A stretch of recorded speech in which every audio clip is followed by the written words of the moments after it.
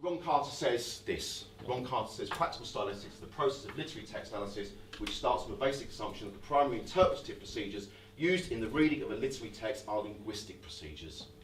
That is so right.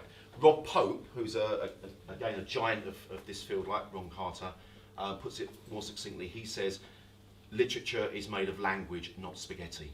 Right? You may know, if you teach A-level language, you'll know Rob Pope's work. And I'm going to end with another, this is like the parade of stylisticians today. This is Michael Toolan writing in a more recent book, that basically summarises, I think, what I've just said. If I genuinely believe that what was most crucial to the reading of complex literary texts was possession of a depth of background knowledge about the history and culture referred to in those texts, I would recommend making such specialist and rather exclusionary studies a student's first priority. Emphasis is on first here. We're not saying this isn't important. First priority.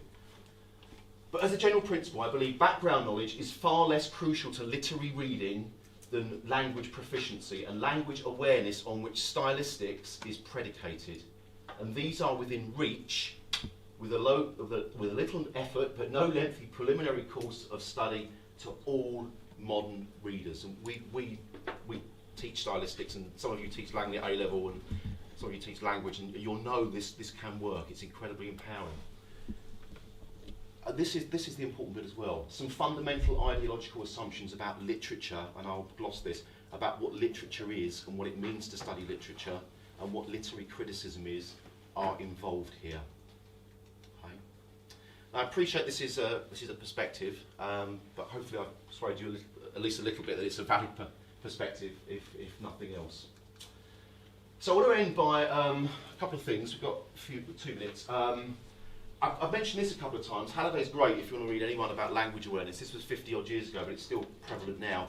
He kind of splits different strands of language awareness into different domains. So he argues that language awareness can be productive, it can be descriptive, or it can be prescriptive. Some of the things I showed you at the beginning are here.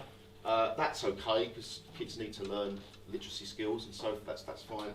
But I would argue that it's this middle bit here that really matters in language study, and we should be aiming for as teachers, whether we work in primary schools, secondary schools, sixth form colleges, FE colleges, or higher education, or teacher, whatever we do, we are all teachers of English. And I think language should be at the centre of the English curriculum, or knowledge about language should be at the centre of the English curriculum for lots of reasons, but hopefully I've given you 2 different case studies which show why that's the case today.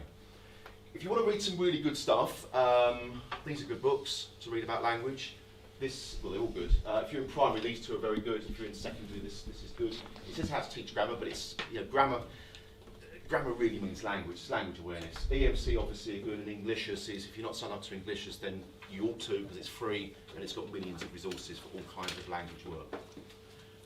And the chapter about the banned word stuff is in this book I did with Dan Clayton. I can't remember how many, was it 17 chapters by linguists and academics on this.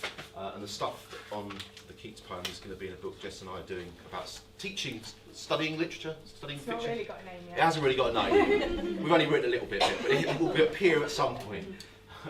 That's coming out by Routledge. And this is what I argue at the end of that essay, actually, that chapter. Every teacher could and probably should be an applied linguist, and most certainly an educational linguist, drawing on what's best known from the academic field of linguistics to support a range of learning and teaching needs, both in the classroom and beyond. Now, the lit crit stuff, that's good for the classroom, but I think the banned word stuff is good more generally for developing awareness of what's out there in the world, because language is the tool and the method and the resource that we use to engage with other people and engage with the world. And kids need to know about that, I think. And the references are on your handout, so thanks for coming.